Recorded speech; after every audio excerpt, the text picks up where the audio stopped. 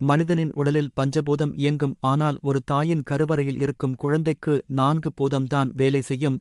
தாயின் கருவறையில் இருந்து குழந்தை வெளியே வந்த பின்புதான் 5வது பூதம் தன் வேலையை செய்யும். இதைத்தான் ஜோதிடத்தில் குழந்தை பிறந்த நேரம், லக்கணம் எடுத்துக்கொண்டும் அன்றைய சோச்சாரப்படியும் ஜாதகம் கணிப்பார்கள். குழந்தை பிறந்த பின்புதான் நவகிரகங்கள் வேலை செய்யும். ஏனென்றால் இந்த கிரகங்கள் தாயின் கருவறையில் இருந்தே வேலை செய்யும். இதைத்தான் கர்ப்பகாலம் சென்ற இருப்பு என ஜாதகத்தில் எழுதுவார்கள்.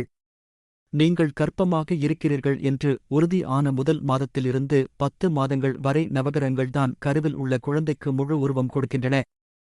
எந்தெந்த கிரகங்கள் எந்தெந்த உருவம் தருகின்றன என்பதை விரிவாக பார்க்கலாம் வாங்க. இந்த வீடியோவை ஸ்கிப் பண்ணாம முழுசா பாருங்க. இதுவரைக்கும் நீங்க நம்ம சேனலை சப்ஸ்கிரைப் பண்ணலனா மறக்காம சப்ஸ்கிரைப் பண்ணிருங்க. வாங்க வீடியோக்குள்ள போகலாம். முதல் மாதம் சுக்கிர பகவானின் அருளால் ஆளுகை விந்து என்னும் திரவ நிலையிலேயே இருக்கும். 2ஆம் மாதம் செவ்வாய் பகவான் மூலம் உடல் உருவம் பெற ஆரம்பிக்கிறது. 3ஆம் மாதத்தில் குருபகவான் அருளால் உடலில் அங்கங்கள் உருவாகின்றன. 4ஆம் மாதத்தில் சூரிய பகவானின் அருளால் சக்தியுடன் எலும்புகள் உருவாகின்றன. 5ஆம் மாதத்தில் சந்திர பகவானின் அருளால் சக்தியுடன் உடலுக்கு உரையாக தோல் தோன்றுகிறது. 6ஆம் மாதத்தில் சனி பகவானின் அருளால் சக்தியுடன் கருமை நிற ரோமங்கள் உருவாகின்றன.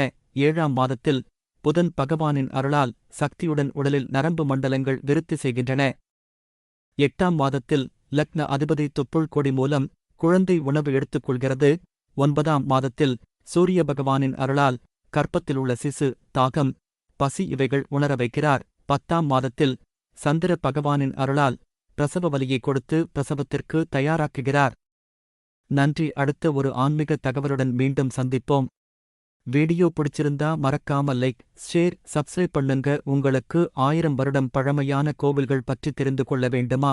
இல்லை என்றால் உங்கள் ஊரில் உள்ள பழமையான கோவில்கள் பற்றி தெரிந்து கொள்ள வேண்டுமா? அப்போ மறக்காம கமெண்ட் பாக்ஸ்ல போய் கமெண்ட் பண்ணுங்க.